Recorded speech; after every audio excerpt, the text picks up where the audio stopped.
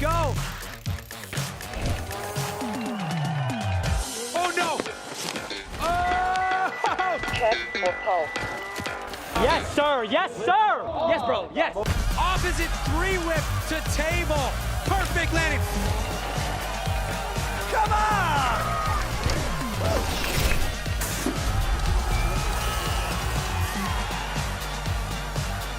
Oh, wow! Greetings, my friends. I hope you're doing well. We are very excited to be back where we've come for the last 6 years, one of our favorite places in the world. Let's zoom this right in here. Nestled into the Tyrolean Alps of Austria, the beautiful city in the mountains, Innsbruck, Austria. We're doing something we've never done today, which is kick off the 2022 Crankworx World Tour in Innsbruck, Austria. We got all your favorite riders, all your favorite events, and things are shaping up to be absolutely a blast out here in Innsbruck, Austria. I'm your host, Cam McCall, alongside our good friend here, Alan Cook. And we got the specialized Dual Slalom Innsbruck presented by Thule today for you. And we got a bigger course and everything. Things are shaping up great. We've been really excited to kind of just check in with our athletes, see how everybody's faring right now. And it's going to be the start of the next few days of competition and really get things rolling on the right foot for the 2022 World Tour. Alan, how's it going, my man? Yo, I'm stoked to be here. I'm stoked to get this 22 season kicked off. Extended season. We're kicking it off here in Europe. I can't wait to get this slalom going and get these events rolling this season. So we talk about how we're doing something we've never done here, which is start the World Tour in Austria, but we've got more up our sleeves. We're going to do another thing we haven't done before. We got a new stop on the tour. So 4 total. We're here in Austria. We're going to rip things over to where Crankworx began. Crankworx Whistler, that's usually where we end the tour, but we got it right down in the middle of the season this year. Cairns, Australia, the new stop added. And Crankworx Rotorua is going to be the final this year. So 4 stops, which is definitely going to play into the story when we're talking about our king and queen overall. You got more opportunities to gain points. You also have more opportunities to mess up, so I'm sure we're going to see a lot of shifting in the leaderboard this year, Alan. Absolutely, and getting out to Australia, I'm so stoked to get out there. I mean, Australian fans, I remember, back in my competing days, and I'm sure you've competed there, and all the athletes that we know that are from Australia. It's just going to be so cool to be in that country and presenting this tour there. I can't wait to get there. Yeah, another thing that we're getting back to is just that festival atmosphere. We had the whip-off last night, 3,000 people out there. I know that the Australian crowds are known for their enthusiasm and energy, so I know we're going to experience some of that. It's going to be great, but let's talk about our reigning king and queen of Crankworx. Bas van Steenbergen got all the points in the 2021 season, so he's going to be defending that title for the men. Via Verbeek defending that title for the women. But I don't know if you've been following Via on social media. She's definitely got some adversity to push through this season. She had an issue down in southern Utah, Virgin, Utah, Red Bull Formation women's freeride competition, hitting a gigantic hip, getting caught up in that wind a little bit, foot out. She ended up having an injury. What do you know about Via's status right now? Yeah, she's not 100%, but she's focused. She's going to push through this season. She's really trained herself up and really doing what she can do to get her body ready for this season. She's not willing to go in and get surgery and give up. So it's really cool to see. It changes your mind a little bit when you're riding injured. It kind of takes your mind out of the contest, and you just kind of are happy to be there, and it can get you motivated. And we'll see how she can deal with that throughout the season. I think she's not. Don't count her out. Definitely don't count her out. Yeah, especially just talking with Ewan, the Crankworx doctor, it sounds like she's got her head in the right place. She's able to manage this, and she looks really good on course. For a little bit more on the course, we've got some updates for you. Let's take a look. They've extended the course by 50 meters to the top. So they've added more flat corners right out of the gate before you get into the berms. And then of course, just like we usually do, we've got more flat corners at the bottom. So it's a sandwich of flat corners here. And that means more speed into those middle berms as well. Have you seen the G-forces? They're coming into that middle section this year. It's pretty incredible. What do you think about the additions to the course? I like it. Having those technical flat grassy turns up top, the riders are going to have to ease into this run, even though it's less than 30 seconds from top to bottom. And having them come into those sharp turns, those big berms at full speed, that's where the action's really going to kick off.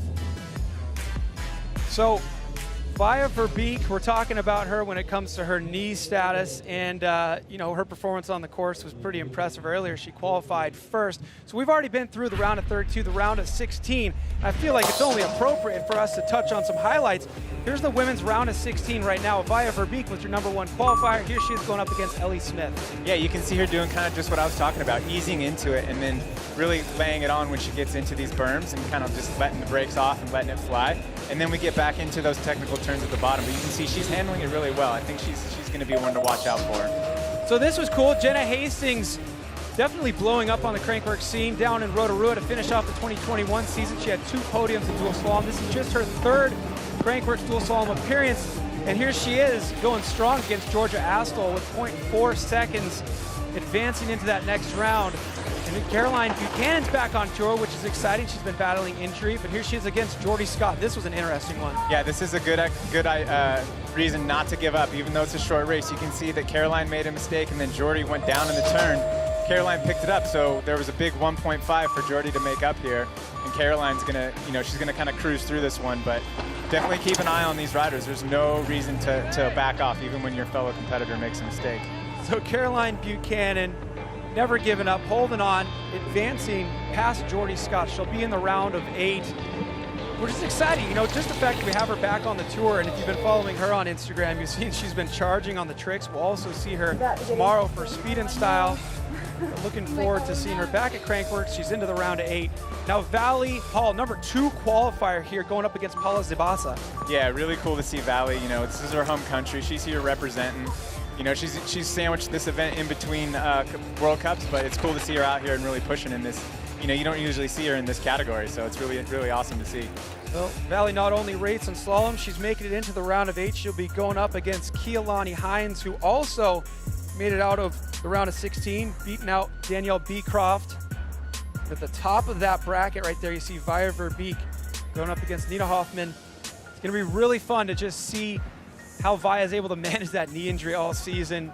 She's obviously got a lot of pressure on her shoulders, being the reigning queen. Why not add a little bit more pressure, you know? But like you say, sometimes having an injury just kind of settles your mind a little bit, especially when it comes to expectations. Speaking of expectations, who do you have your money on? Who do you think is going to take the win out here? Oh man, that's going to be a hard one. I would like to see a Via and Vali final. I'd like to see that. I can't say who would win that, but I would like to see that final. I mean, home crowd, Vali Höll, #2 qualifier. I got my money on Vali. Why don't you take Vi, and then we'll just kind of we'll get to battle all day here. I'm into it. All right, heat #1 in the gate. Speak of the devil here, Vali Höll going up against Nina Hoffmann. Vi on the left side of your screen there, Nina on the right. Riders ready, watch the gate. Looks like Vi gets the jump right there. Easing into those flat corners where it's a little technical. We had a little bit of rain, it's looking slippery. Working a little bit better today in those flat corners. Vi ran a little wide on that one, so she's gonna have to lay the power down.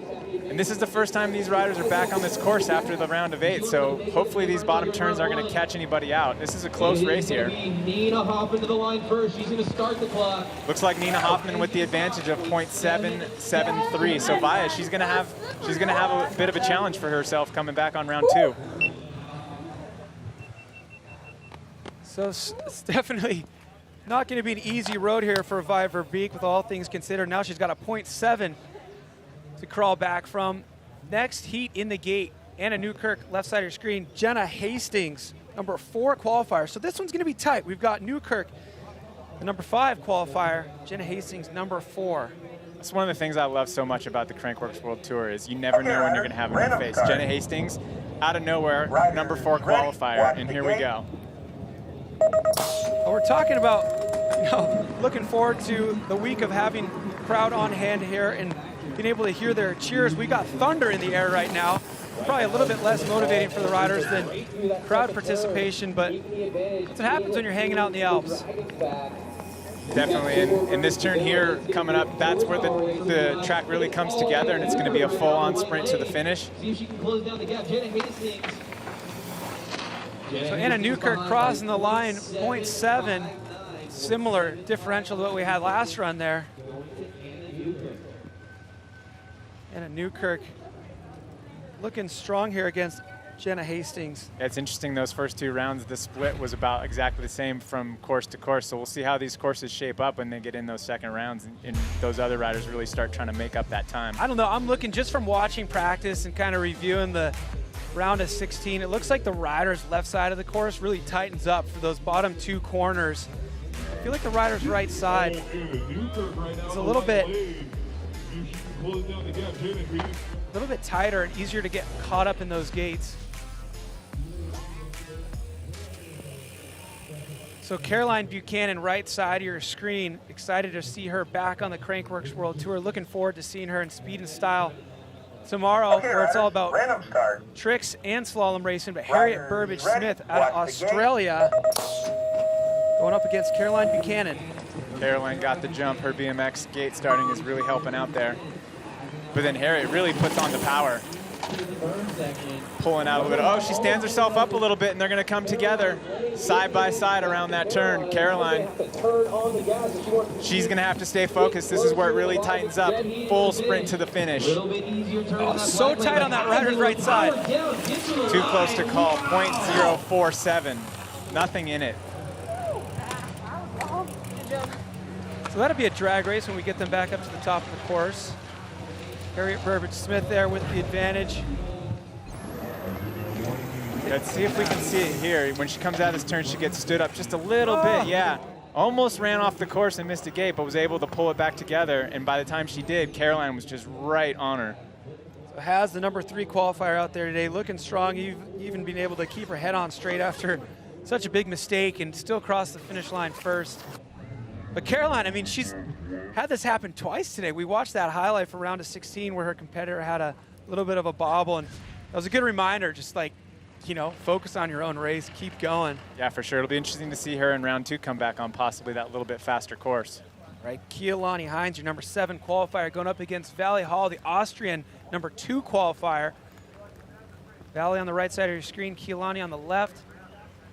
Man, these riders are so competitive. Every run could be a final. And it was that case in the round of 16 too. Riders ready, watch Packed the gate. field out here for the men and the women. So Keilani with the jump, she's definitely got her eyes on that Queen of Crankworx, doing well in all of these events. Oh, it's getting slick up there with this rain. So this is where Vali should pick up just a little bit, and they're going to be side by side coming into the finish. See if she can move ahead and take the advantage on the season slalom rider, Keilani Hines. Here they come in, so Vali's going to be able to be our first winner in the round of 8 on that black course there. Still tight though, 0.748. Keilani's definitely going to be sending it on the next round. She does not want to be eliminated in the round of 8. So look at the jump. Keilani with a great hole shot into those just slicker by the minute flat corners at the top that are a new addition to the course this year. I like it. I feel like it was quite a short course the last couple years. It needed a little bit more in the flat corner department, so I think these are the perfect additions. Elevate Trail Crew were able to add to the Specialized Dual Slalom Innsbruck, presented by Thule Course. There's a look at our brackets right now. Vali with the advantage over Hines. Harriet Burbage-Smith with the advantage over Caroline Buchanan. Newkirk over Hastings. And Nina Hoffmann over Via Verbeek. Via with some work to do once we get her back up to the top of the course. That would definitely be part of the story if she's not able to make it into the semifinals here when it comes to our overall points fights. It's going to be a long story this year. I mean, we've had Crankworx seasons with just 2 stops. The last couple of years it's been 3 stops, but that 4th stop definitely just adds a whole nother dimension to the mathematic number crunching game of points, doesn't it? Definitely, more opportunities, more opportunities for mistakes, more opportunities to make comebacks, more opportunities to get out ahead. So yeah, it's definitely going to be interesting. It's a different tour this year with that 4th stop. Yeah, and we're flipping open that first chapter of the 2022 storybook today. And now we're going to move things over to the men, which is a whole nother book. So let's open that one up right now. We're going to talk about the round of 16 and how it pertains to our reigning king of Crankworx here, Bas van Steenbergen, who was charging the number 1 qualifier. Here he was going up against Jackson Frew in the round of 16, and we both watched him right here and said, God, he's looking so fast. He's going to be unstoppable today until this happened. Yeah, maybe just a half an inch off there in his front tire, and something clipped and hooked on that wheel. Watch this front tire here. Yeah, just completely stopped and threw him down. I mean, not to sleep on Jackson. He was sending it. He's one to watch. This was also one of the more exciting ones. Cade Edwards and Adrian Lerone. Cade, big, strong, bullish rider. You know, he's really shredding these turns. You watch how hard he hits this turn. Boom, coming straight into the finish. Watch this last corner.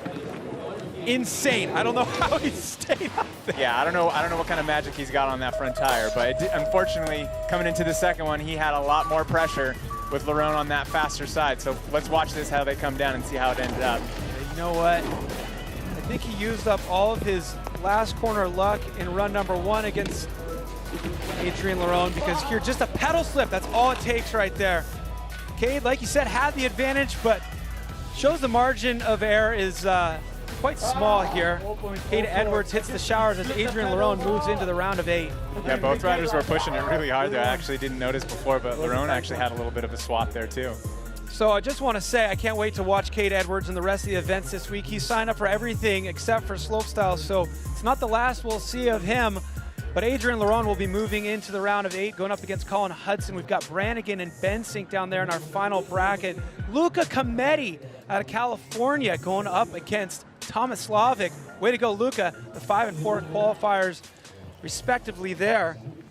And then the first heat we will see now, Jackson Frew making it past Cade Edwards with the best time of the day so far. Going up against Andreas Kolb, rocking the Atherton bikes right there.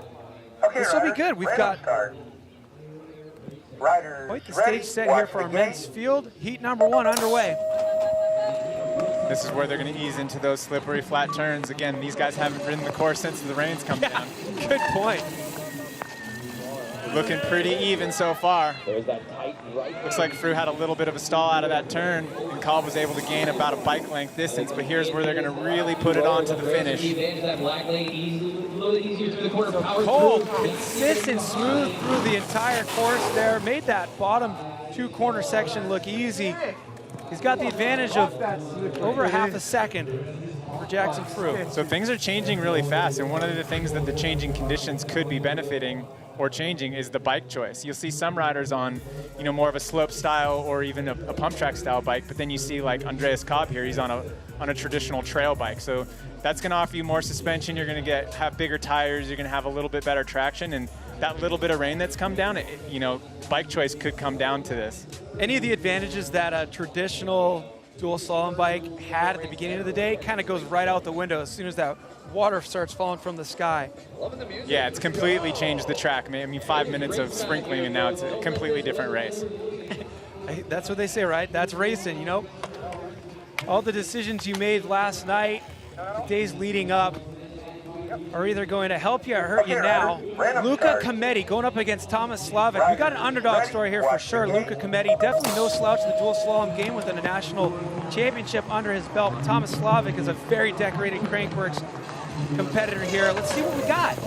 It looks pretty even. You know, this isn't the first Slavic he's eliminated today, so let's see if he can take out Thomas. It's going to be a tall order, though, coming down the straight. Cometti knocking out Hannes Slavic from Austria in the round of 16, looking so strong, carrying that confidence through the finish line. Those last 2 turns out of Cometti, I mean, even though he has a .411 disadvantage, that was so smooth how he just powered out of that turn. It's going to be a good second round between these two. I know, you know, it's easier that left side course, so it's going to be interesting to see when they switch there. .4 is tight. Let's see how Cometti handled those last couple corners here. Slavic looking on point here. The number Here comes 4 Cometti. qualifier. He's the only one that made it look like there was actually berms there. Look how he just railed and got the power down. That was awesome. So Cometti looking super consistent. I feel like it's a David and Goliath story here going in to the second round for them. But don't sleep on Luca Cometti. Obviously watching the highlight there, he's got what it takes to just continue chopping at the legs of the Giants here. Looking like we're going to have to Tom Slavic with the advantage. We move ourselves back up to the top. of the course. Collin Okay, Hudson riders, random going up start. against Adrian Larone. Riders ready, watch the gate. Gate drops down. Looked like an identical snap from both riders, side by side in those tech turns. Hudson pulls a little bit of a gap, but here comes Larone, hard on the pedals into these turns. Well, Larone looking strong. Larone 6th qualifier. Hudson 3rd. Larone missed the gate. He missed it. He went to back tire, roll that jump, and get some pump, and he just was a little bit early on his pump, and it shifted his weight off to the left, and it spit him off the course, and he missed a gate. That's how fast it happens. So Larone's going to have a 1.5 to have to overcome Collin Hudson. He will have the little bit faster track next time, so it is possible. Don't count Larone out, but that is a very bummer mistake.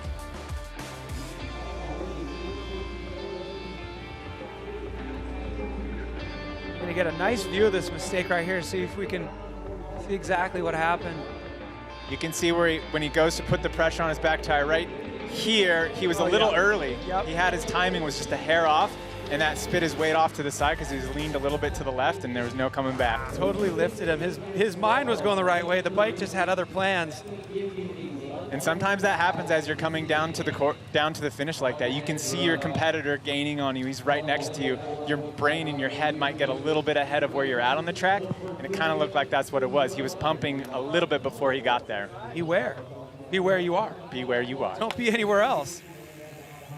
Niels Bensink, 7th place qualifier, going up against, check this out, George Brannigan, the Kiwi, qualifying 2nd. You know what? Gate starts are a huge part of gated racing, especially when it's such a short course like in dual slalom. And it's not something that George Brannigan is particularly used to. He's more of a downhill racer. And so, look for him to really be thriving in these conditions here, though. When the gate start means just a little bit less, now that those corners are becoming a little bit less full of traction. Okay, riders, random start. Riders ready, watch the gate. As expected there, Bensink with the snap, and George Brannigan, this is where he gets to work. Yeah, Brannigan is so skilled in these turns. So much power. Jeez. You can see him putting those pedals in and gaining that speed. Just flowing all the way down. Each turn he's accelerating. Wow, look at that. Yeah, That was a Brannigan's solid. happy with the conditions right now. Through the line, 0.3 ahead of Niels Bensink. Tight margin. The advantage going to Brannigan. Yeah, Brannigan is riding that more traditional trail bike style bike, so he's going to have a little bit bigger tires, a little more suspension. That's going to add a little bit more traction. He didn't come out of the gate quite as fast, so you can kind of see where the advantages and disadvantages are playing on this course for the different bikes. Another thing I noticed was interesting about Brannigan is he was jumping a lot of jumps instead of pumping them. Because the bike he's on, he's not going to get as much feedback back from pumping, so he's jumping them and focusing on that backside. Stay out of those troughs where you're just going to kind of sink in like a foot stepping through a mud puddle. So playing toward their strengths, the riders out here, that's what it's all about. And if you looked at the forecast when you woke up this morning, you would expect this. Thunderstorms were expected and about a 70 to 80% chance of rain. So I'm sure the teams were pulling out the mud spikes after checking the forecast today. And the forecast definitely delivering as we see water just dumping off of our tent here. Yeah, the course conditions are definitely changing it up. I mean, these guys have been, they've qualified yesterday. They've round of 32, round of 16s in the dry.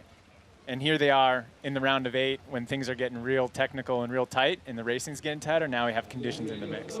So yeah, it's super exciting racing. I think, man, Brannigan is riding so smart. Just watching him and just the little things that he's doing all the right things right now. So I'm excited to see him go down the stretch. With that number 2 qualification position 2 in his back pocket, smart money, if you're betting, would be on George Brannigan if he keeps it up. And if this rain keeps up, we're probably not going to see a ton of fans lining the course, but we did last night for Whip-Off. It was absolutely insane. 3,000 people lining the course. Alan, you were out there ripping, dude, it was landing, so awesome. crashing, the whole thing. Yeah, it was so good to have the crowd back. I mean, there were so many people. It was like hard to get back to the top of the hill, like zigzagging. Usually you just walk straight up, but Yeah, there were so many people out there. The crowd was psyched. There was food, there was drinks. Like it was a festival again. You know, I'm real stoked to have everybody back. Elliot Jackson was on hand. He actually loaded his bike on top of the car in the Thule rack, blasted up there. They did a live stream on TikTok, so hopefully you were watching that. It was awesome yesterday. But if you missed it, check out our highlights from the whip off.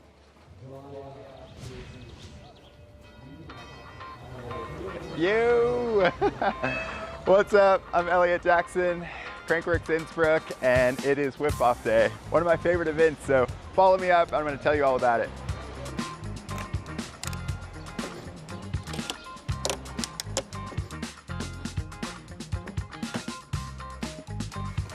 The thing that makes the whip off so special is just the vibe, right? Like you're out there with your friends. It kind of takes you back to being a kid and going down to your local spot. It didn't start as this really structured thing. It started organically from just a bunch of riders and photographers going up to have a good time. And Crankworx was actually able to take that and make it into this crazy event and still keep that vibe, which I think makes it even that much more amazing. There's really nothing else like it where all the athletes from all the different disciplines just go and hit this insane jump and have like the best time of the year. Nice, we made it to the whip off. I can't wait to get up there. Yee!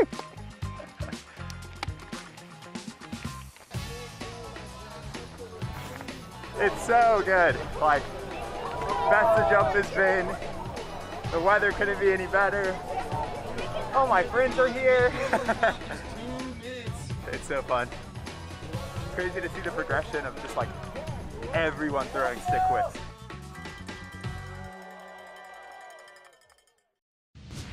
So Jackson Goldstone taking the win for the men, and Robin Gooms taking the win for the women. Did you see that last silhouette of Jackson right there? What do you think? Back tire overhead, 90, past 90? I'll give it to him. Front tire was over his head on the way up. Back tire was over his head at the peak. That was your perfect whip. He definitely deserved the win last night. So good to be back at Crankworx. So fun to see all the faces, everybody riding together, and now we're getting to be entertained by our first big event. The whip off is kind of like the fun kickoff. We give out a prize and everything, but we're racing now, and what a way to kick it off. A rainy race, a rainy dual slalom race. It doesn't get more like classic mountain bike than that. This is where all the off-season training comes into play, and just chuck those variables at you and see who comes out at top. So Vali Höll, the 2021 Queen of Crankworx, and here's how she did it. 4 wins, 2 seconds, just kind of ruling with an iron fist.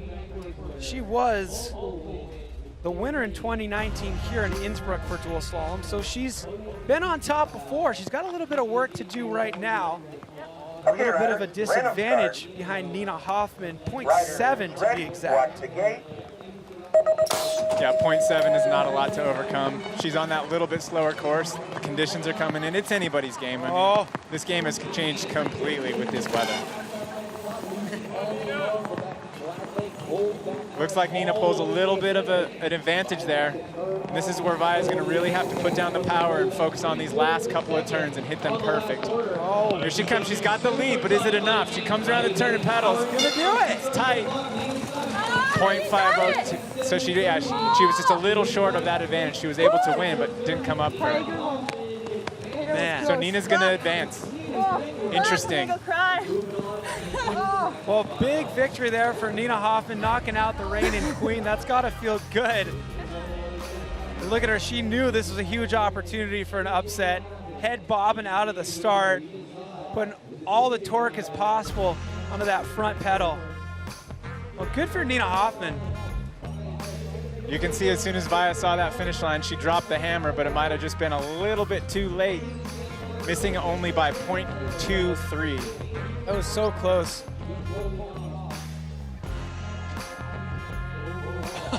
Nina almost overshot that final corner. She did, yeah.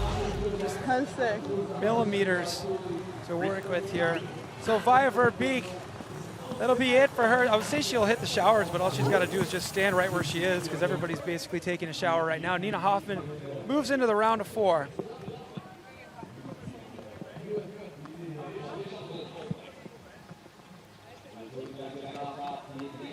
So Jenna Hastings, no stranger to rainy competition in dual slalom. Check out what she was dealing with the end of last season down in Rotorua. So absolutely dumping. Looks even rainier there than it is here today. Obviously, everywhere you go, the dirt's gonna react a little bit different to water. But Jenna Hastings, new big name on the series. Yeah, it's awesome to see these new faces coming in and really making their claim. Look at that, totally drifting around that turn. Man, that looks like a good time, I'll tell you that. Looks sketchy, but looks like fun. So Jenna's got the experience to make it out of this round of 8 here. Going up against Anna Newkirk. She's on that little bit faster course and has a 0.7 advantage to have to make up. So let's see what happens. Watch the gate.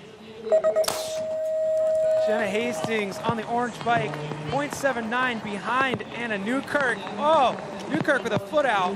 It's getting slick up there, Cam. This is kind of looking identical to that Rotorua highlight we just took a peek at. It is, isn't it? Let's see if the story will be the same here for Jenna Hastings with some work to do, 0.79. I don't think she's gonna do it. Anna Newkirk able to stay ahead, advancing on. A lot of these riders, I think, are just happy to get to the bottom at this point. It's getting quite slippery. It is dumping, the winds are high. And all of you at home, just to enjoy the roof over your head right now as I try to keep my notes from getting absolutely soaked with rain. There's that foot out, just putting her foot out to balance her weight as the tires were starting to slip out in those flat turns. Got her foot back in, got focused, and you can see right here is where she starts to catch her and really just seals the deal for her getting advanced to the next round.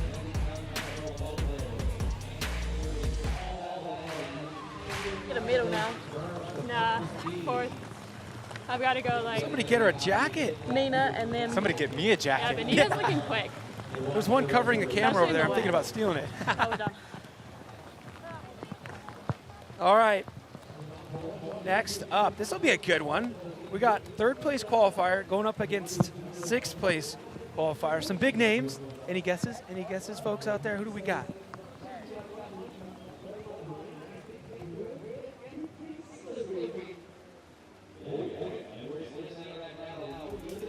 Look at the course right there as it just collects more and more rainfall. First bracket of the semifinals is set. Hoffmann versus Newkirk. Now it's going to be all about Harriet Burbage-Smith up against Caroline Buchanan. Caroline Buchanan, luck is on her side today. So it's going to be interesting to see if that continues or not. Has obviously wanting to back up that 3rd place qualification. There they are in the gate. 0.047 splitting these two riders, basically nothing in it. Okay, riders, Drag random race. start. Advantage for Riders Burbage-Smith. ready, watch the gate. So Burbage-Smith looking to defend that win from 2021 event right here in Innsbruck, Austria. She went a little wide on one of those turns and got behind, and Caroline pulled out a little bit of a gap. Remember, Caroline's on that little bit faster course, and she's only got a 0.047, but there's Harriet. She pulls right alongside. Here we go. This is going to be good to the finish. Oh, Buchanan charging. Oh, enough drifting through the last corner there. Harriet Burbage-Smith advances, but Caroline Buchanan not letting her walk away with it easy without a fight. That last corner there for Caroline. Very slick, it's that very was wet. Yeah, she had her eyes on the finish line and just shredded that last turn, but unfortunately not enough. Harriet's going to advance. Like I was saying before, a lot of these matchups are like final matchups. Okay, this is going to be a fun one tight to watch because So that was where Harriet went wide. Going on. Harriet went wide on turn 2 and then just put the power down the rest of the way and had to catch up. I want to say they're both on 26-inch jump bikes too, aren't they? It does look that way, yeah. I know Caroline definitely is, but it looks like Harriet's on one as well. That looks like a trail bike now from that angle. All right, this last corner for Caroline, full 2-wheel drift, eyes up. You know, if her eyes were down, so her body would have been as well.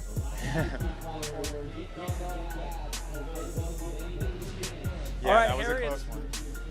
going to advance into the next round, back up that third place qualification. We have her right now. Harriet, you know, we're just watching right now, but it's going to be cool to hear from you, somebody who's actually riding this slip and slide right now.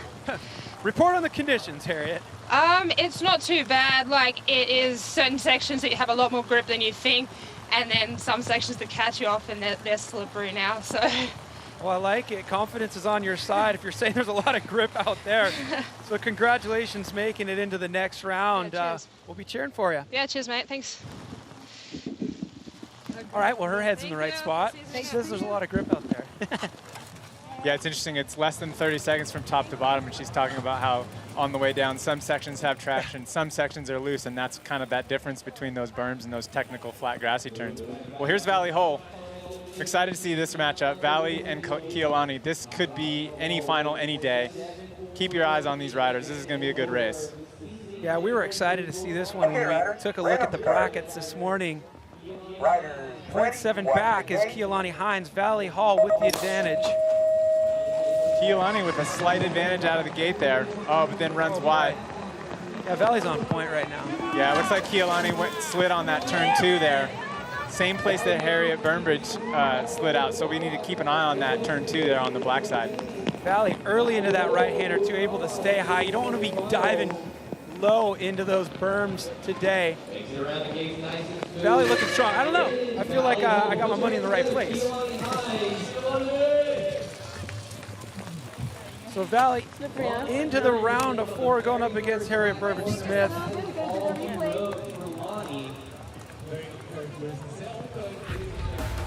A look back. Keilani with a slight advantage out of the gate with the snap, but then you can see that turn, and maybe it's turn 1, I think is the same one, where she's having a little bit of trouble when that front end's pushing. Yeah, she's turning, but it's just not, the bike won't do it. There's not enough grip in the ground with whatever tires she's running. So yeah, it'd be interesting to know if, like, some of the men, if there's tire swapping going on. Oh, for sure, right? I'm not sure, yeah. They gotta be. They have time right now. Oh, sorry. Don't mind me. Pulling out those spikes. There we go, our bracket for the women's round of 4, AKA our semifinals. Hoffmann up against Newkirk, Burbridge-Smith up against Hall. And you make it out of this next round, you got a chance at some medals and some very valuable points going into this long season that we've just kicked off today. 2022 Crankworx is going to be a good one. Stage set for the women. Let's move over to the men because we got quite a show on our hands here. We're gonna see Fru and Kolb here. Kolb with the advantage. Tight ones out there, especially Bensink and Brannigan just 0.3, Kometi and Slavic 0.4. It's really gonna come down to whoever's able to bob and weave and improvise with the changing conditions right now, which is something that's not changing by the minute, it's changing by the second. If we put a cup out on the ground, we'd be able to watch it fill up, look like a time lapse. Some real rain. This is not a drizzle. We got some real rain going right now. Or we could watch the rental car fill up with water, because I don't know if you remember when we pulled up, it was like 100 degrees. So I left the windows cracked because I didn't want my bike to melt. You actually said, I don't want my bike to melt. If only we knew. I know, remember I went back into the hotel to grab more sunscreen today. Yeah. We weren't prepared. Hopefully the riders are. We got riders with big time downhill skills here, so you know they packed the mud spikes. Hopefully they also packed them in 27.5. Jackson Fru in the gate right now. The guy who's had the fastest run down the hill so far, that took place in the round of 16. I don't think you're gonna see that record broken today based on the conditions. All Kolb is focused on right now is holding it together over Jackson Fru, for whom he has a 0.5 advantage over. Pretty equal gate start. You can see Fru just kind of tiptoeing through those slippery turns on the top. Kolb getting maybe a 2 or 3 bike advantage, but here comes Jackson. He's putting the power down.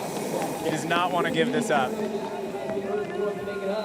But right now it is all Andreas Kolb just handling it. Okay, wheeling through the finish line. You can see Kolb looking very, very comfortable. I say Kolb, Brannigan, final. First few turns are fucking glass. Good job, dude. I was fifth in fuck. Did it. Nice one, buddy. Out of the gate. And it's You just can like, hear them talking about. Yeah, I saw your front wheel once. I was just like, yeah, nah. Yeah, you can hear him talking about those top turns and those flat turns.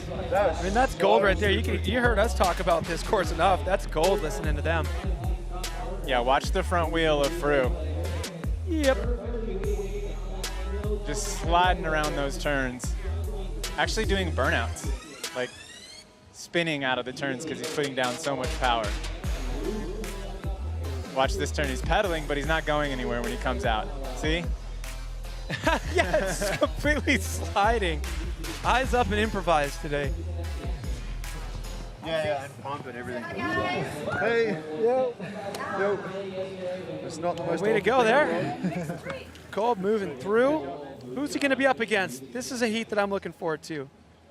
Luca Cometti. The guy does it all. He was out at Cam Zink's backyard festival a couple weeks ago, putting on the free ride hat. He was out at the Teva Mountain Games in Vail, getting some slalom practice for this moment right now, where he finds himself in the gate up against the decorated former king of Crankworx, Thomas Slavik. Cometti back by 0.4. Yeah, let's not forget Slavik knows this track. Our gold medalist last year at this event.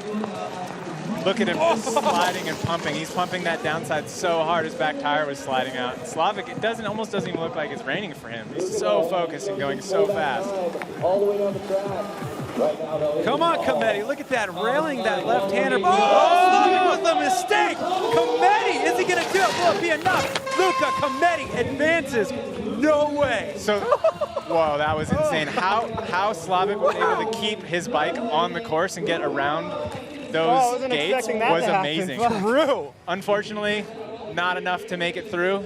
Oh, that's going to be a mean replay. Come on. Our defending Innsbruck slalom is definitely out. Oh my God, I mean, a couple of things to celebrate there. Wait, let's listen. A couple of things to celebrate there. Obviously, the David Goliath story, Cometti making it through, that's amazing. But the display of bike skill here from Slavik to stay up, like you said, not even miss a gate too. Oh, yeah, he did miss a gate. He did not.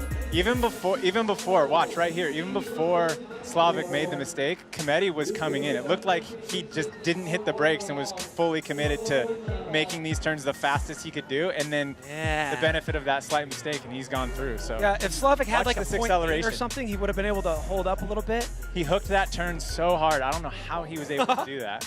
Some veteran skill right there for you.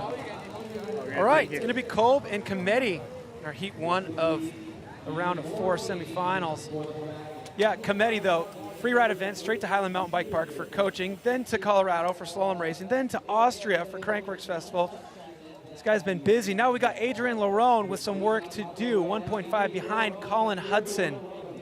Yeah, you remember he had that mistake in the round 1. Let's see if he can get that 1.5 deficit back.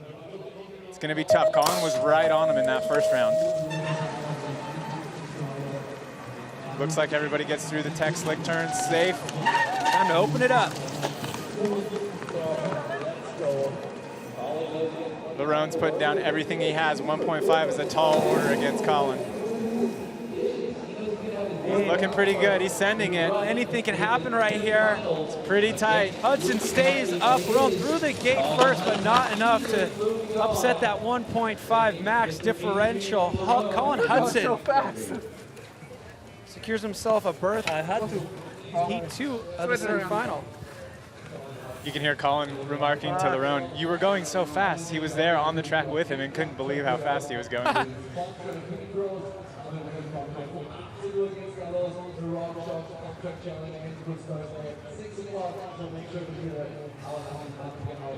You can see a little bit of frustration and disappointment on Larone. Larone's thinking the long game. He's another former king at Crankworx.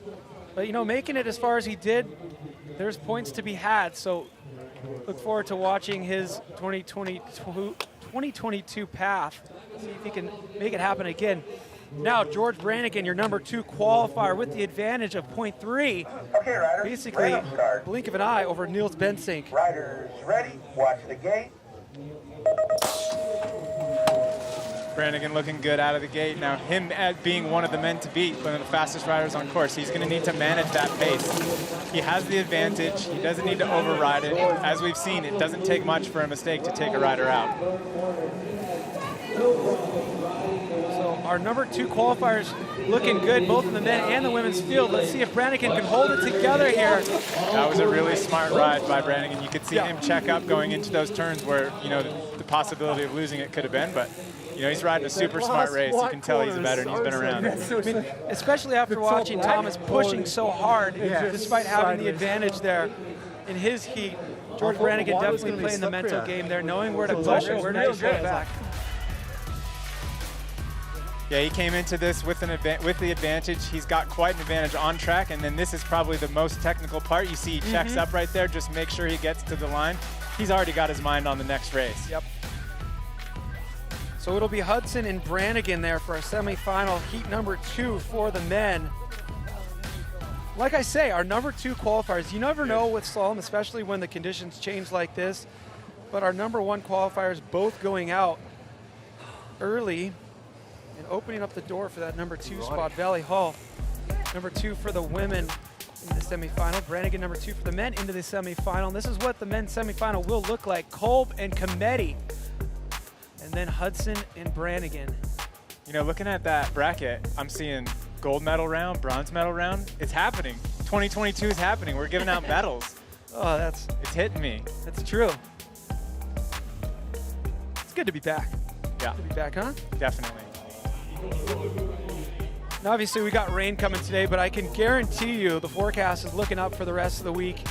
And you'll see what we were talking about. You know, you can watch the whip highlight and see the crowd on hand. But, you know, we were here last year. We were doing the World Tour last year, and you know, it's great to have the events. But what really makes Crankworx is everybody here just participating. The crowd really gets into it. So the fact that we don't have an abbreviated crowd like we did last year means that we're going to have a Crankworx Festival for 2022 that feels like Crankworx festivals of the past. You know, the way we picture it when we close our eyes. It's going to be good. Yeah, I'm definitely looking forward to it. The weather's going to turn around. The crowd's going to come. You know, one of the things that, you know, we've been missing out of the Crankworx World Tour with the abbreviated crowds is the amount of energy that those crowds will give the riders. The amplitude that they'll get, the tricks that they'll send, the speeds that they'll go. It all elevates when the crowd's there and they got them hyped up. For sure. And the riders having to hype themselves up in the dual slalom today right now, a little self-motivation. You can't really plan for a perfect run when you have a slippery course like this. It's one of those like Mike Tyson things. You know, everybody has a plan until they get punched in the face. We've seen a few riders get punched in the face on this course. What do you think the ideal mindset is when the gate drops and the course is as messy as it is right now? I mean, at this far down the brackets that we are, the riders are all going so fast. I don't think that there's anything else that they can do but just go as hard as they can. You know, everybody's going to be laying it on the line, and the rider that gets away with it is going to be the one that wins today. So strongest looking riders for the men and the women, I'd have to say, for the women, Vali Höll, you just saw her on screen, and for the men, George Brannigan. But let's look at our brackets. This is what's always fun. At this point, we get to kind of foreshadow a little bit. So Hoffmann versus Newkirk. Who do you got in that one? Man, it's tough. Like with the conditions changing, it seems like the riders who have, you know, been forced, like the downhill racers that have been forced to deal with mud conditions a lot are starting, they're starting to take over the other riders that are more technical, maybe a BMX background, where if it's raining, they close down the track at a BMX track. That's good about what, you know, that's one of the good things about dual slalom too, is it's kind of like that mountain bike equalizer. You know, you get people from different backgrounds, but you go on a dual slalom course, everybody belongs, and it's just a matter of who's going to rise to the surface based on whatever conditions you're dealt.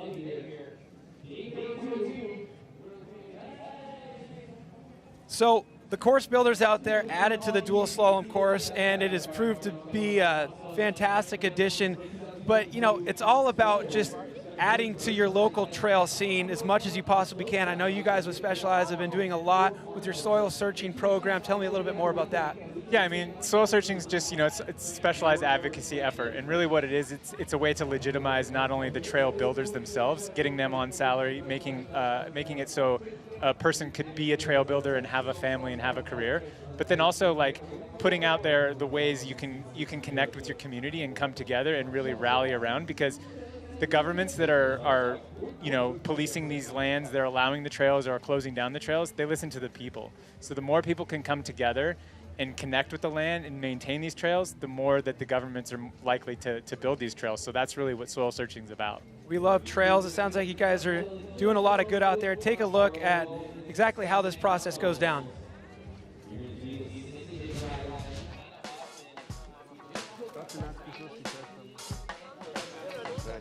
Hey, I'm Stefan. I'm representing Specialized Germany. Today I have the honor to participate at the MTB Innsbruck Shape Day here at the Artsheim Trail. Together with the soil searching program, we help the local trail community to grow and reshape their trails. Hi, I'm Patrick. I'm the head of MTB Innsbruck. A main part of the Shape Day is that all the community come together, work together on our home trail, sweat together in the hot sun.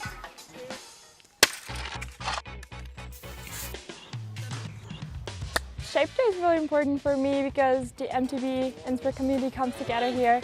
It's so nice to hang out with people you actually never go ride with.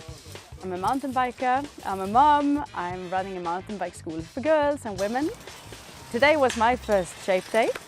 It was fantastic. I was very inspired to see the young boys fully going in and reshaping turns and stuff that we've been complaining about for a long time. It was really nice to meet so many like-minded people and to be outside and really enjoy what we love together and to give something back for the community. We can do more together, get more trails in the city. We could organize more rides together. I'm very impressed and happy to be a part of the community here and everything that's going on. Throughout the year we are doing 5 Shape Days together with MTB Innsbruck, and to give you guys a little motivation, Specialized is giving away a Specialized Levo SL, so come and join and give some love back to the track. Back to action here, kicking things off with the women's semifinal. Down to 4 competitors here. Hoffmann against Newkirk, Burbage Smith against Hall.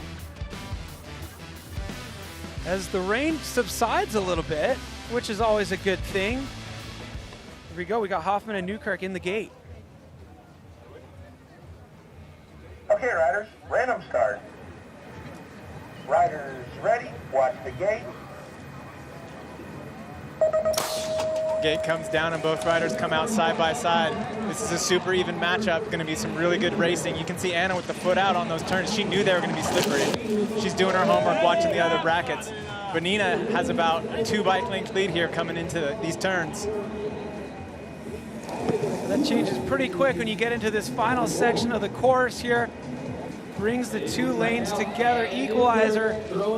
That was an insanely close race. 0.074 advantage for Anna. Come on. Hey, it was so slick. That was an awesome final push for Anna. She really came down those last couple jumps and put the power on those pumps. And really, I think, maybe there was a little bit of holding back on Nina on those last couple turns just because some of the things that have been happening in the later men's rounds. So they're also trying to feel out this track and what the conditions are doing at the same time as they're racing themselves, they're racing their competitors. It's really exciting stuff out here. The rain slowing down doesn't necessarily always mean less slippery either.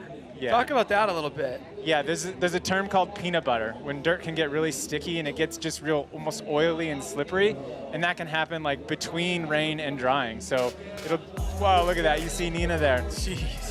Foot on, fully sliding out. You can tell the track is changing, yeah. So I mean, I don't know how closely they're looking at the track as they're walking back up, but it's windy out here, so things are going to be drying up quite fast. It's interesting. You can tell they're having a good time though. Also eigentlich nur. Bikes in the mud with your friends, never a bad time. So there we go. Next heat in the gate. Harriet Burbage Smith against Vali Höll. Talking number 2 qualifier against number 3. About as close as you can ask for here. So Harriet gets a little bit of a jump and then she's down. that's that part I'm talking about. It's, you know, every rider is going to be pushing as hard as they can, and it's the riders that can get away with it. You know, you have to be so precise in the mud with your weight and how far you're leaning, what you put pressure in on your pedals. There's so much that goes into this. I mean, being in your hometown racing has got to be nice. No, actually, she's from Saalbach, though, isn't she? Yeah, she's actually from Leogang. So being able to just load up whatever bikes you want on your car and drive a short distance, it's so nice, especially when you got so many different events happening. You don't have to pack it all up on a plane. Burbage Smith with some work to do. It's going to be a 1.5 into run number 2. That's going to be a tough task. Yeah, you can see her front tire there. She turned and her bike went straight. Yeah, no real opportunity to set up wide in those first 2 corners. They're so tight. So this brings bike setup into play. You can see Harriet's on a ticket, which is more of a slope style bike, which has less knobbier tires, less suspension, not as much traction. And then you have Vali over here on a trail bike. And so she's got more suspension. She has big knobby tires. I don't know if any changes have been made since the rain came down, but it's working out in Vali's favor. So Vali Höll will get back up to the top of the course with that advantage. As we focus our attention back over to the men's field, they're also down to 4. Kolb and Kometi coming up next. Kometi's kind of just been on a tear here, obviously swinging in qualifying, pulling off that number 5 qualification spot, and now looking to knock out a rider who's doing a full World Cup circuit here. Kolb, the local Austrian talent. Okay, riders, random start. Riders ready, watch the gate. So Kometi with a 7th here last year. He's already going to do better than that today. Kolb's looking really good, but he needs to not override it. He also needs to keep an eye on Kometi because he's super strong on the bottom here. Here he comes. 2 riders that have been consistent all day. What's it going to be? Kometi through the line first by 0.2. I haven't quite been able to spot what it is, but Kometi's figured out the last like 1/8 of the track. That's 2 races in a row. He's been able to catch the other rider and pass him and win the round. Oh yeah, and he's technically on the slower course, so he's figured something out in that line. He's a smart dude. He's a strategist. He's definitely somebody who kind of like thinks outside the box, and that's a good observation. That would be something that's in his wheelhouse, is to just come up with a trick down at the bottom of the course and then keep those cards close to your chest. Let's see what he's doing. Yeah, it looks like he's somehow able to not brake into the last couple of turns. Oh, look at Cobb swapping. You can see Kometi pumping. He's already started his charge for those last couple of turns. All right, here's that section you're talking about, Alan. So right here, he pumps these for everything he has, and it looks like he just somehow, this line he has, he's got it figured out to where he doesn't hit his brakes. He was not only not hitting his brakes, he was accelerating between those 2 flags. Yeah. All right. Oh, switch sides? All right, Luca. Yeah, he's figured out that line, and it's working for him. That's 2 races in a row. Hudson, Brannigan, run number 1. This round of 4 battle. George Brannigan, the number 2 qualifier, going up against Hudson, number 3 qualifier. These rider styles are quite different. You'll see Brannigan jumping a lot of the jumps when Hudson's going to be pumping him, trying to get all the pump he can. Brannigan on a little bit bigger bike, he's going to have a little more traction, so we'll see how this pays off.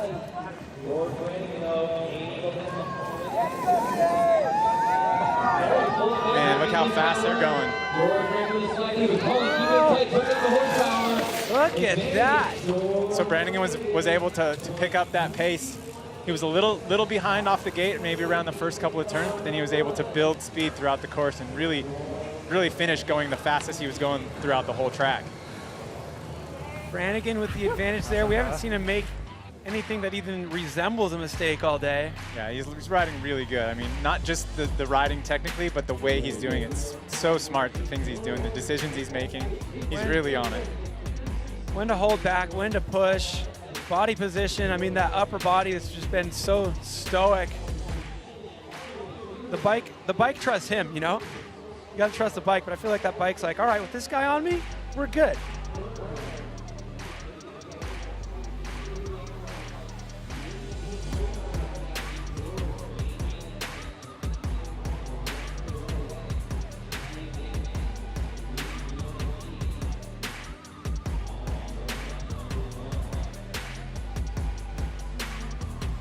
Brannigan through the line first there. This run number 1, this semifinal heat. George Brannigan, with that downhill background, when you sign up for a slalom race, are you kind of stoked when the rain starts falling from the sky? Where's your head at when that happens? To be honest, I'd rather it be dry, but it's still fun. But, to be honest, it probably helps that I have a downhill background. Helps with the slippery stuff, so I feel like I can, get an advantage with that. So I'm enjoying it either way. It's not too slippery, actually, so we can still go pretty fast. That's good. You think now with the rain slowing down, the rain's starting to fall again, so I'll just bite my tongue on that one, Yeah, George. it's falling again, all right. Yeah, it just happened, but things are looking good. Anything for him, Alan? I mean, yeah, I noticed a little bit you're jumping a lot of the jumps where other riders are pumping them. Is that because of bike choice or whatever? I mean, it's totally working for you. I'm seeing you kind of focusing on that pump on the backsides and not really getting stuck in the middle. To be honest, I feel like I do something different every time. Like that one, I think I jumped the last rollers and then the runs before I was pumping them, but it's kind of whatever feels right. Like the one thing is the wind at the moment on the last straight, or the whole last third of the track is a headwind. So sometimes you come in fast, you can juggle it without having to really try. And then sometimes you got a bit of a headwind and you got to pump it. So just whatever comes to me. Yeah. So the wind coming down to the final straight, that's what's affecting you. That's interesting because we've seen a lot of different things going on those last couple of turns between the. Exactly. Like it almost looks like the black might be faster now on the bottom somehow. It's for sure faster at the bottom anyway. It's mainly just like that last corner in the white lane, people just sliding out. So it works out pretty even. So. Well, cool, man. You're riding amazing. Good luck. Thank you.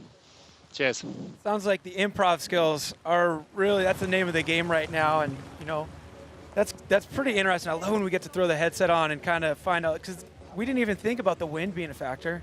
Yeah, I didn't think about the wind either. That's interesting. Yeah, as you're coming out of the turns, we saw a couple of opportunities for that. I think it was maybe Lerone when we saw him. I was kind of calling him out for mispumping.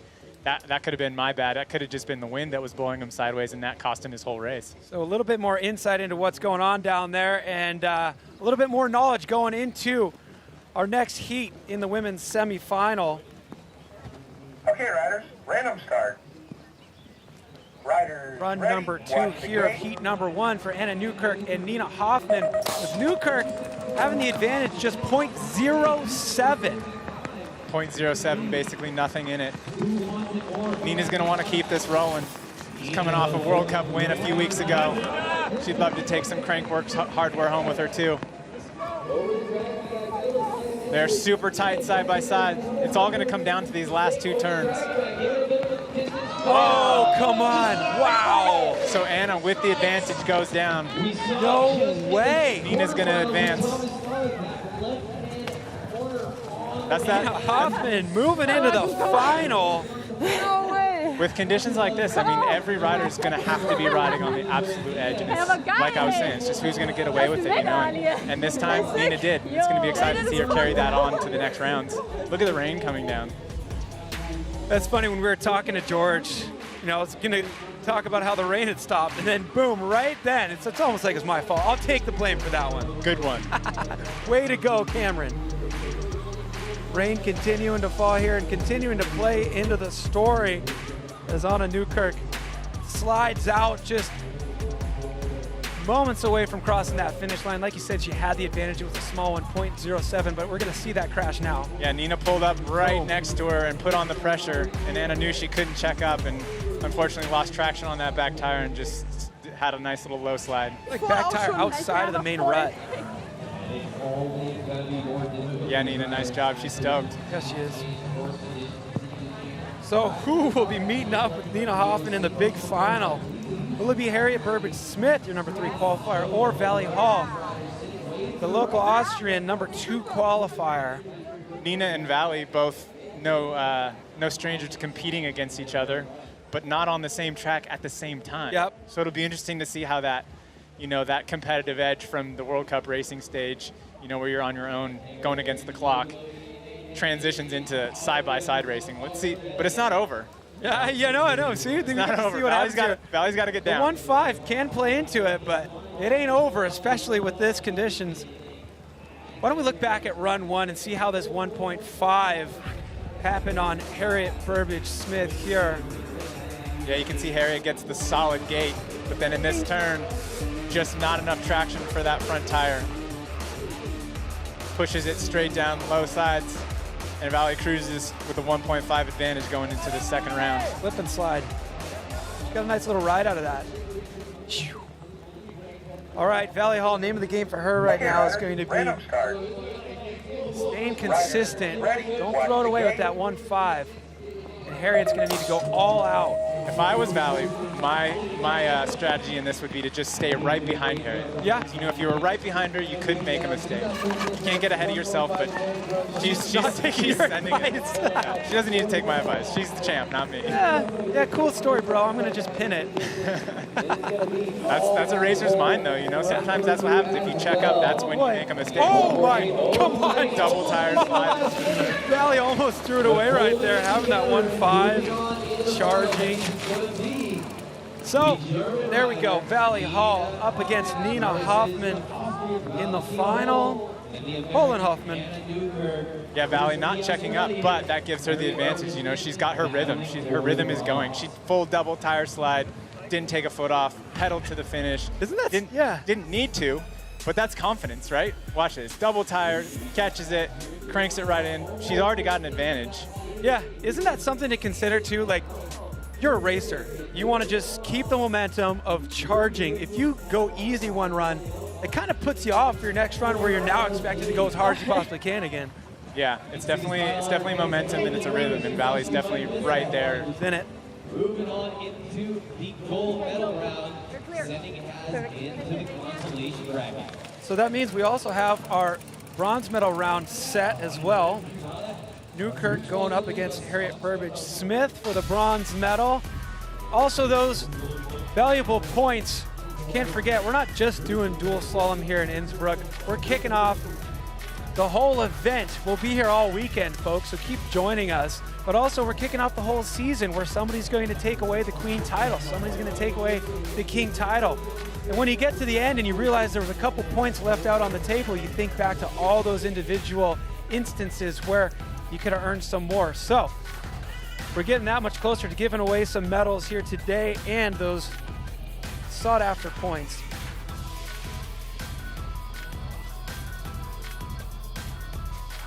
So it'll be Harriet Burbage Smith and Anna Newkirk going up against each other for that bronze medal. Hoffmann and Höll battling it out for the gold. Now time to move it over to the men, but let's foreshadow what we have coming up the rest of the week. Later today, we're not done after dual slalom. We got the Cliff Speed and Style Innsbruck. That's going to be 6:30 to 8 o'clock local time tomorrow. We got Speed and Style, so why not stick around for that? And Saturday, Slope Style, Sunday Downhill. Are you not entertained?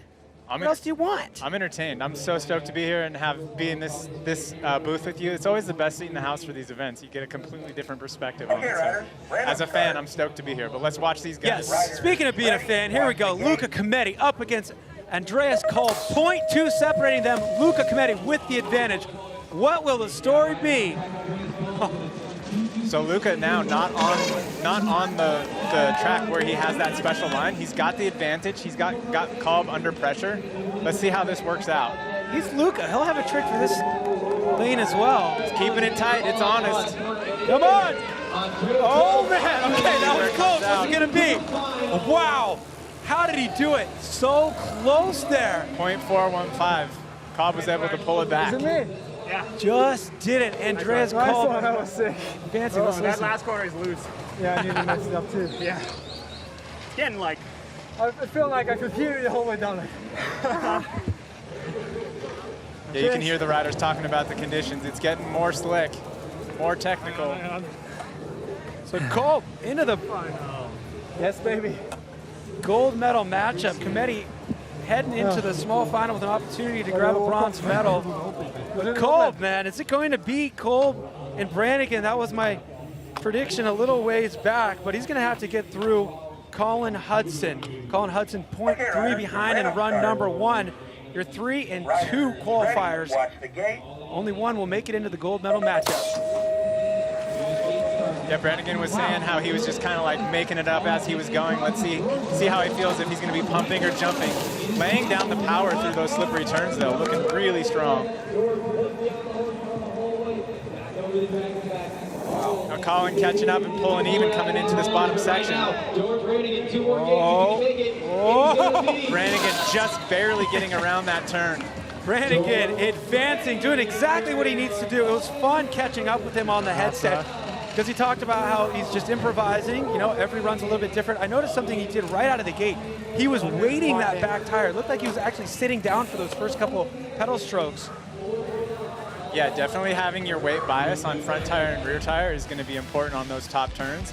You know, you're going to want to lean a little forward as you enter the turn to give traction to your front tire, and then once you commit to the turn, you want to lean back a little bit to get some weight and some traction on your back tire as you lay the power down out of the turn. And he's laying down so much power. It's almost like, you know, you watch a supercross racer sitting down, waiting over the back wheel, and that's what he's doing. He's basically got an engine underneath him with those legs. And he just revved that engine all the way into the gold medal matchup. Yeah, he's able to pedal almost all the way around that turn too, like pedaling in the berm, pedaling out of the berm. All about speed, all about horsepower. It's all coming together for him here. That is not the last. We'll see if Collin Hudson, he'll be going up against Luca Cometti for that third place spot in the bronze medal. Kolb and Brannigan into big final. Profit. Love it. There's our bracket right there. Second place qualifier up against 8th place qualifier Kolb and Brannigan. We got Hudson and Cometti, 3 and 5. It's gonna be good right there. What do you got? What do you got? What do you got? Man, it's gonna be a tough one. I think I might have to go Brannigan for the gold on this one. He's just making all the right decisions and doing all the right things in the right spots. I know it just looks like sometimes as a racer, you know, you look back after a win and winning was the easiest race. It's just all coming together for him. Well, we're there. We're giving away medals in this bracket. Okay, riders, random Harriet start. Burbage Smith going up against Anna Newkirk in our bronze medal matchup. Run number 1. Gate drops. Both riders having something to prove to themselves and everybody else out here making mistakes in the prior rounds. But you can see Harriet there making that similar mistake, pushing in that turn. She's got a long way to go. Oh boy. Having some more trouble. Anna Newkirk really taking advantage of those mistakes and pulling out. She's looking at a 1.5 advantage going into the next round. I was going to say that's what Harriet's job is right now, is try to chisel at that 1.5. Those of you out there new to dual slalom format, 1.5 seconds is the maximum differential you can have. Even if you fall down in the middle of your run and cross the finish line 20 minutes late, you're still only going to have to make up 1.5. So that's what Harriet Burbage Smith will have on her plate moving into the next round here in the bronze medal matchup. Yeah, you can see Harriet in that first turn, front end pushing again. You know, I'd be interested to know what tire she has on that, because usually for an event like this, you want super high rolling, super fast rolling tires. You don't want big knobbies, which is what you would have come in here with. You can hear her, they're talking about her tires. I'm really glad that I was too. Yeah, big knobbies there, you can tell on Anna's bike. And then if you look over on Harriet's bike, I'm interested to see, you know, is she running more of like a pump track style tire? Yeah, you can see. So that's a really high rolling tire. That tire is going to roll super fast, but then when it gets wet, you're going to have less traction. So I think that's really where she's having a hard time. You see her pushing those front end up there in those flat turns. That's it. How'd it go? Good, good. Fun. Those decisions in the And then pits I jumped in the sometimes lake, end up ended being the the most car important down, ones. And all the cows were out. Awesome. Talking about cows now, right on. Yeah, but that's the thing too. It's like, it's so tough. You make the decision in the pits, you come up here, you get halfway through the rounds, and then all of a sudden it's a different track. Yeah. Yeah, Weather Channel app. Sponsored by Weather Channel app.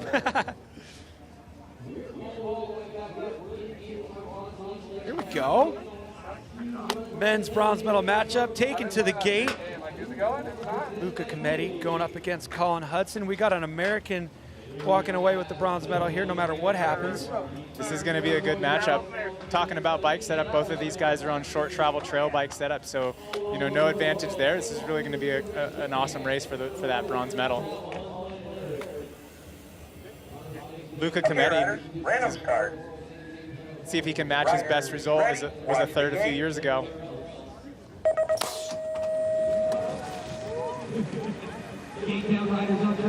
I'm almost holding my breath for them over those first couple of turns. You can see Luca getting a little bit of advantage coming out of those tech turns. Luca's, gosh, he's looking so strong all day. It's ridiculous. Yeah, very smooth. So on his game. This is where it's going to bunch back up. That first turn is so slippery. Well, there we go. I mean, Collin Hudson crossing the line first, but Luca on that challenging course there, only 0.2 back. So very much still in the game there. Look how calm Luca is. He knows he has that line on that because next round he's switching courses. He'll be on that black side where he has that magic line coming into the finish. It's like, give me that 0.2 and let me just drop into that course I love. Bring it on.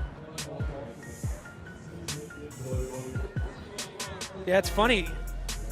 Just the consistency of some of the riders out here. You know, we can identify who looks like they're on their game so early in the day, and now we really see that those predictions and foreshadowing are coming true here. That slow-mo shot with Luca's eyes up. I mean, you can talk about so many different skills that are necessary to have, but I think just looking ahead, it just trumps all of them, no matter what the discipline is in mountain bike racing. Definitely, definitely. You can see even these riders too, like as the conditions are wearing out the track, the holes are probably forming in the bottom of the berms, so they're going super wide and railing the very top of the turn, which is fast, but it's definitely dangerous because if that front tire goes over the berm.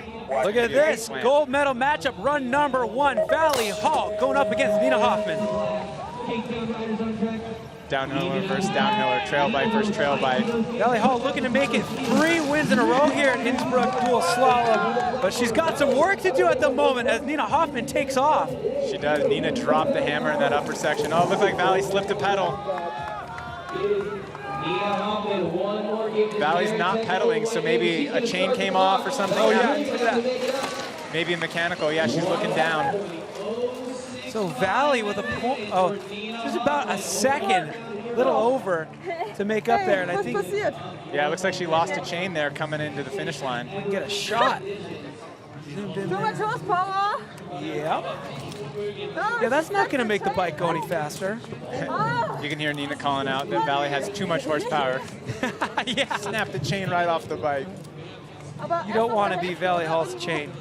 That's another fun thing about these events, not just Crankworx World Tour as a whole, but these slalom events, is it's the camaraderie between the riders. You can tell they're having a good time.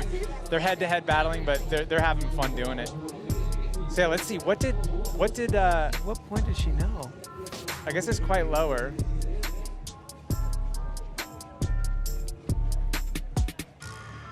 Still hasn't happened yet. She's still got a chain here at this point. Nina she didn't do anything special. It was just really solid and really. There we go, right out of that left-hand berm. Okay, well, I guess we're coasting. Yeah, that was a good recovery on her part, not to slip a pedal and fly off the track. So easy to slip a pedal when you're expecting all that resistance and you get nothing. So Hoffmann stoked on the way that one went. We'll let Vali get a chance to fix her chain as we load up the gate for the gold medal matchup for the men. Austria's Andreas Kolb going up against New Zealand's George Brannigan. This is going to be good. Yeah, I'm excited. Riders ready, watch the gate. Let the games begin. Pretty even gate, maybe a slight advantage out of Brannigan, but Kolb laying the power down, pulling a bike length. And this is where the speed's going to come up. Brannigan slightly off, but he's making some recoveries. Here he is, here he comes. Kolb looking really solid as well. Okay, George Brannigan will cross the finish line first, but it's not by much. About, 0.05. All right. Oh, man. You see Brannigan shaking his head there a little bit. I think that was the first time I saw him make any mistakes, and he made like 3 or 4 on the way down. So he's going to have to collect himself. But what a solid run by Kolb, not being intimidated by the speed that Brannigan had coming down the stretch. He just held it down. Well, let's see if you can pinpoint some of those mistakes you're talking about. Taking a foot off in that right-hand gate. You can see here when he comes down this, he has a little bit of a burnout right there. Oh, and he gets yeah. him off. He compresses, and then when he comes out of this turn, he's a little late. Yes, he is. It just kind of compounds. That's the thing about this racing is a game of dominoes. See how tight he gets on it. Yeah, just riding right next to the thing. I mean, a centimeter the other way, and it wouldn't have counted. Yeah, a millimeter. See Kolb drifting into that turn, using those downhill skills.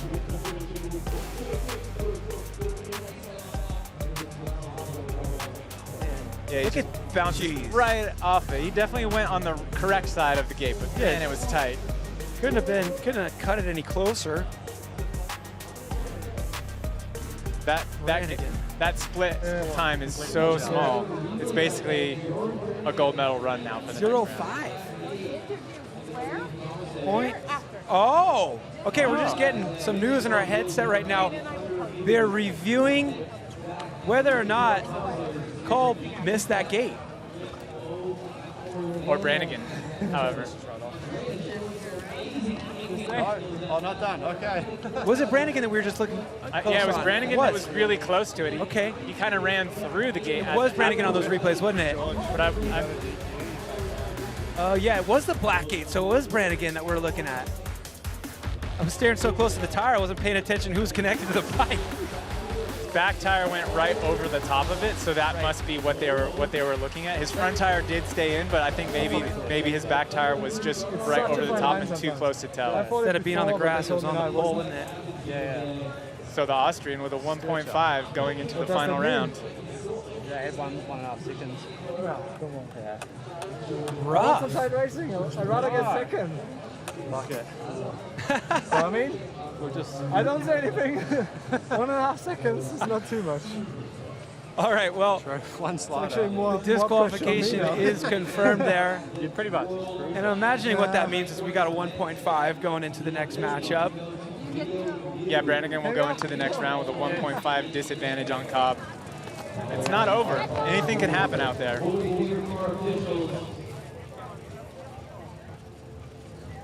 Yeah, so max differential applied to George Brannigan there for rolling over that gate. And that'll basically mean Andreas Kolb will need to fall for Brannigan to snag it, but we've seen that happen. But now back up to the top, Harriet Burbage-Smith going up against Anna Newkirk. Riders ready, watch the gate.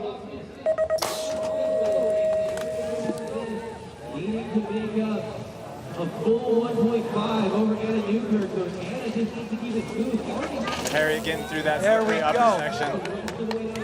Just a quarter of a second here to play with. Anna Newkirk. 2 more gates for Anna Newkirk. So she needs to make up a quarter of a second. Look at that. She's going to do it as Harriet Burbage-Smith falls. See, that just goes to show, you know, you sit there, you know you have a disadvantage, but you got to ride your race. Well done. Anything can happen. Yeah, unfortunately, Harriet just went into that last turn, both tires sliding out from under her. Just a calm little low side. Okay? No injuries, but man, unfortunate. It's so slick. Change tires. But that's racing. Just talking about changing tires. You're gonna crush.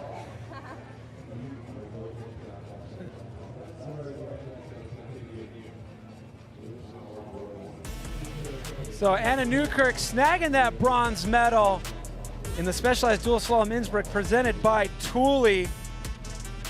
Anna Newkirk, the 5th place qualifier, making it happen.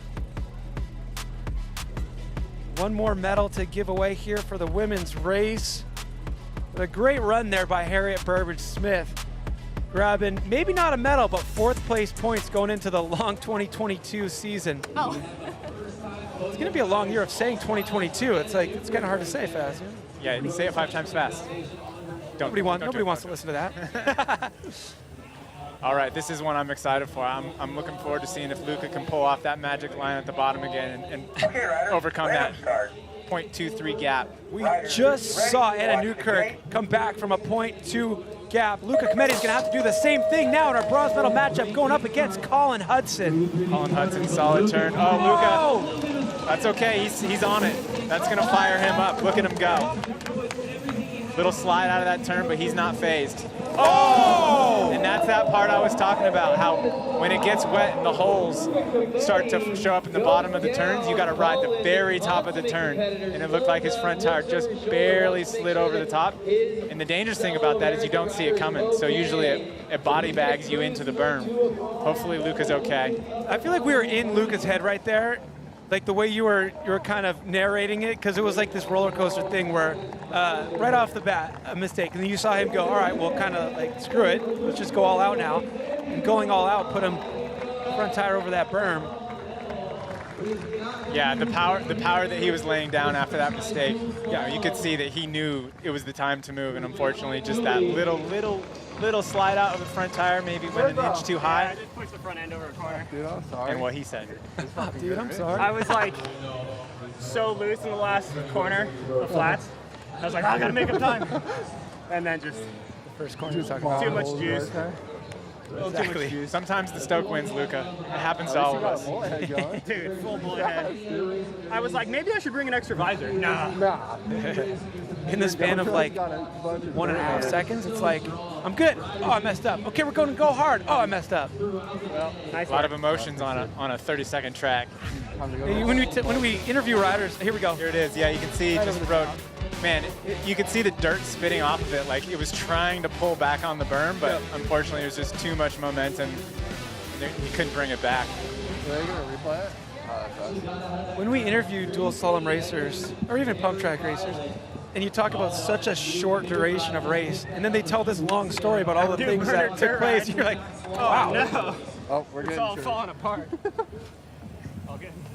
Yeah, I'm good. Well, yeah, I'm glad Luca's okay. Sometimes those crashes can catch you by surprise and really do some damage, but that's cool. Sure. Cool to see he's okay, he's smiling. Heck of a race for him. Yeah, the slip and slide disperses the impact nicely there. Luca slides out unscathed with 4th place points. And Collin Hudson grabbing that bronze medal. We've got to celebrate that. Way to go, Collin Hudson.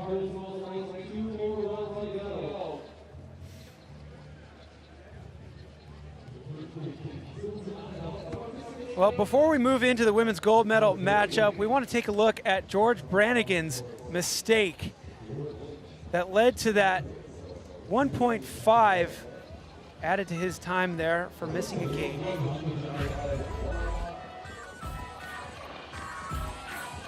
What do you see, Alan? Yeah, it looks like he's got his weight a little outside, and he's struggling to get around that one, which puts him a little late for this final turn. And he's got the power down, and he clipped the gate with his front tire. His front tire, I think, was in, but his back tire, you see it roll right over the middle of the gate, which I think is what they're counting as a missed gate there. Front tire in, back tire just out by a hair. And it is so close. I mean, too bad we got such good cameras. We'd have a really tight race on our hands for the gold medal matchup in the men's field. You can see him. Come on, man. It's so debatable, too, isn't it? I don't know. What do you think at home? Do we have any sort of comment section on the YouTube feed? Let me hear what you have to say about that. Continental Atherton racing rider out of Austria, Andreas Kolb. All right, run 2. Final matchup here. The gold medal round for the women's field. Vali Höll with a 1.065 disadvantage. Nina Hoffmann trying to grab that gold medal. We're seconds away from the gate drop, and here we go. Oh man, this is gonna be a good race. Nina Hoffmann with that head bob out of the gate that she's been doing all day. Unfortunately, both riders slide out in the first corner. Oh man, it's not over. No way! Their heart rate's just maxed out. Here we go. Field. Vali sees it. She's in her home country. She does not want to let that gold medal slip away. She's thinking 1.065. What is that? And how do I get it? This is where it's going to get technical. That slippery turn. She makes it around the gate. Let's see the split. Mississippi. What do we got? 0.7. She did it. She brought it back. Look at that. After all is said and done, they've crunched the numbers, and Vali Höll grabs the gold medal, making it 3 years in a row here at Crankworx Innsbruck Slalom, presented by Thule. That was an awesome race. Man, their heart rates, must have peaked at that point in time when Nina slid out. They could see each other, and they were both sliding out. It was who could get on their bike the fastest. Look at them.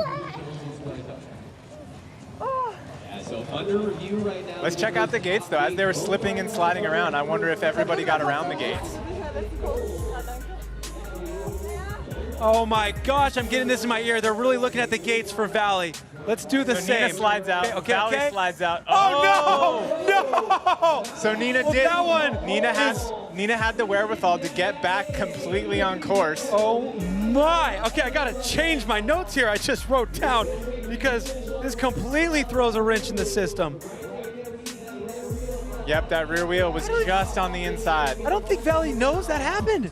No, it was behind her. Yeah, what is behind me is not important. Yeah, that slide out. They both saw each other sliding out, and in that moment in time, their heart rates must have spiked, and all you think about is go down the hill. But that's part of racing, you know. When you make that mistake, you got to get back on the track all the way. I'm not used to it. You know, it's funny. She took the words right out of my mouth. Slalom, not her normal category, so some things to be learned out there. But amazing racing by both of these women today. Here's what we're gonna do. I mean, we're waiting for the official review, but we're gonna say if Brannigan missed the gate, then Vali definitely missed the gate. And I'm going to officially say here that Nina Hoffmann grabs the gold medal for the women's field. Silver goes to Vali Höll. Probably the most eventful and exciting matchup we've had all day.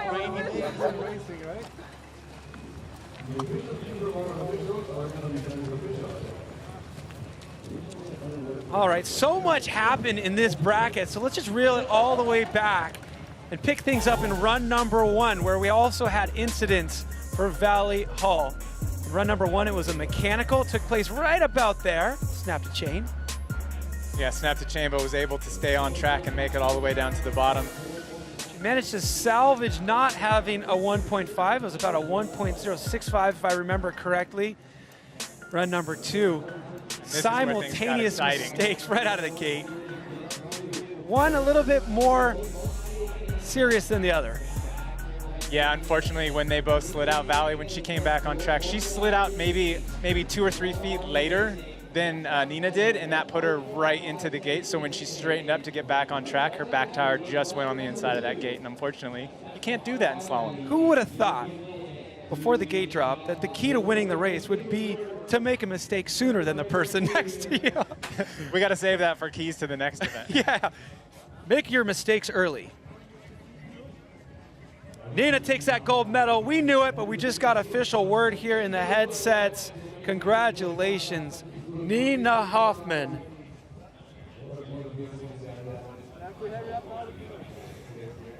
All right, do you think we're done? No, we still got more action for you. Come on, give me a break. How can we have more? This is the gold medal run number 2, final matchup of the day. Andreas Kolb going up against George Brannigan. George Brannigan with a max differential, trying to come back from that 1.5 here. Yeah, Brannigan's going to lay it all on the line here, sending it as hard as he can. Oh, look at this. Brannigan back by 1.5 and charging hard. Look at that, pedaling up and over and all the way through that jump. Both riders on the absolute edge. Brannigan into that slippery return. Okay, it's going to be Andreas Kolb taking away the gold medal. As long as nobody missed the gate, of course. Absolutely. But it looked like a smooth run there for Kolb. Fuck, I was like, he's going so hard at the end still. I wasn't sure. I was like, if I messed it up now. You had a big gap though, because I fucked up the last corner. Well, looks like Kolb's going to get that gold medal. Awesome for him. Austrian rider coming to Crankworx, taking a gold medal in slalom.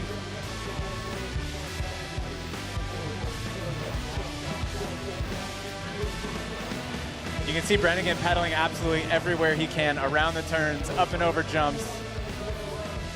Then comes into this last turn, and you can see he was sliding for about 10 feet and somehow made it around the gates, but it wasn't enough to make up that deficit, obviously.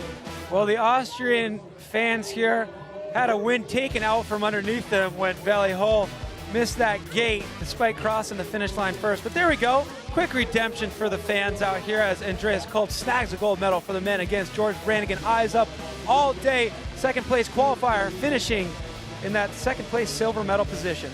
I love that slow-mo shot of them going around the turn. You see Brannigan's cheeks from the G-forces. His helmet just like pulling down his face. So Andreas Kolb's got to feel great taking a win here in front of the Austrian crowd. Walk me through the day. A lot of ups and downs out here. How were you able to avoid making mistakes when so many others couldn't? I think the rain will play pretty well into my game because my bike was a bit not perfect for this track, I think, because it was so slow. And yeah, I think I'm better in the rain than in the dry conditions.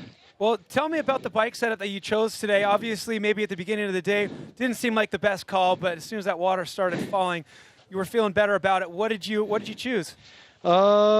Just normal dry tires, the Crypto tire from Conti, and my normal trail bike. So nothing special, just my trail bike.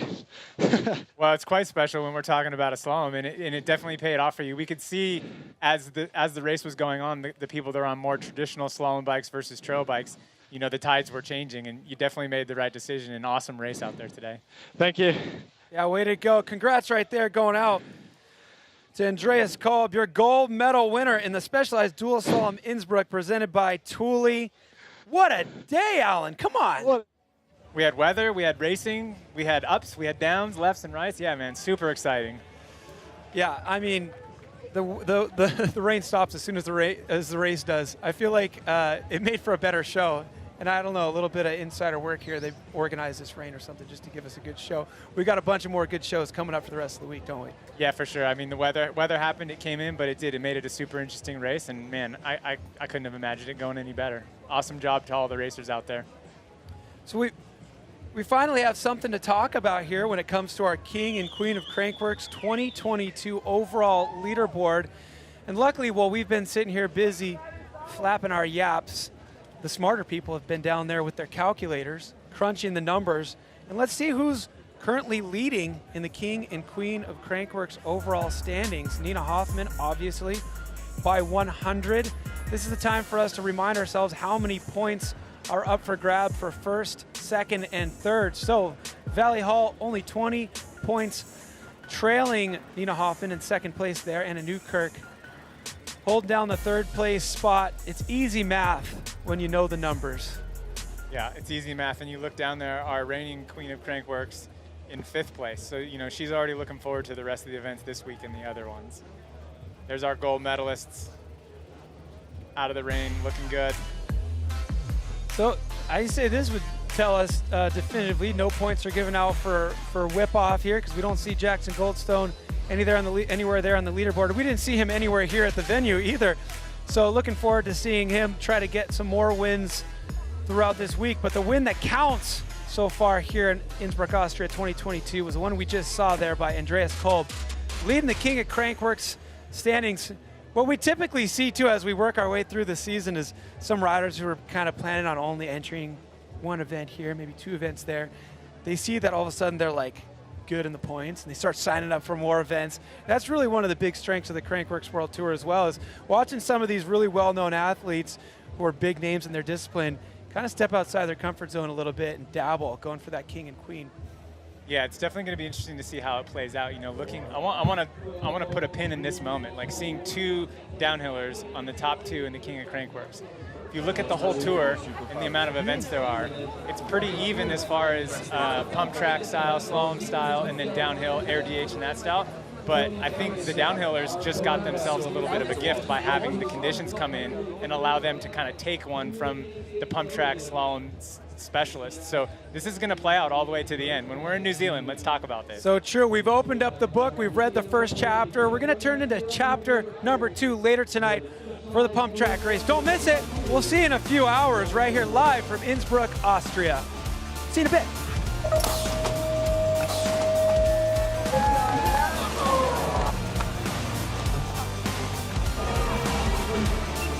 Messed up the long berm.